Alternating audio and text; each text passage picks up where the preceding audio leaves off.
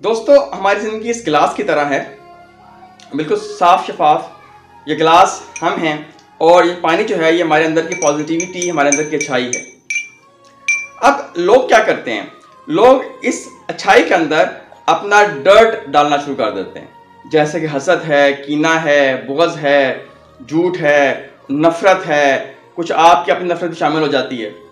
फिर हम later on क्या करते हैं, लेटर ऑन हम इस डर्ट को, जब हमें एहसास होता है कि हमारे साथ कुछ गलत हो रहा है या हम कुछ गलत कर रहे हैं, हम इसमें से जो है वो डर्ट इस तरह से निकालने की कोशिश करते हैं।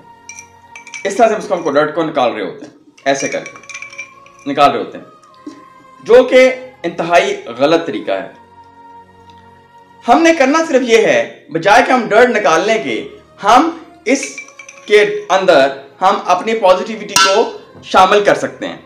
कैसे? जस्ट लाइक दैट, ऐसे करके जब हम पॉजिटिविटी को शामिल करेंगे तो आप देखिएगा कि जो डर्ट होगा ये ऑटोमेटिकली आपका निकल जाएगा और आपकी जो है वो अगेन साफ शफाफ और नीट एंड क्लीन आपका दोबारा से आपका ग्लास हो जाएगा। यानी कि आप नीट एंड क्लीन हो जाएंगे और आपका अंदर की सारी सफाई क्लियर हो जाएगी, बिल्कुल जस्ट लाइक ऐसे।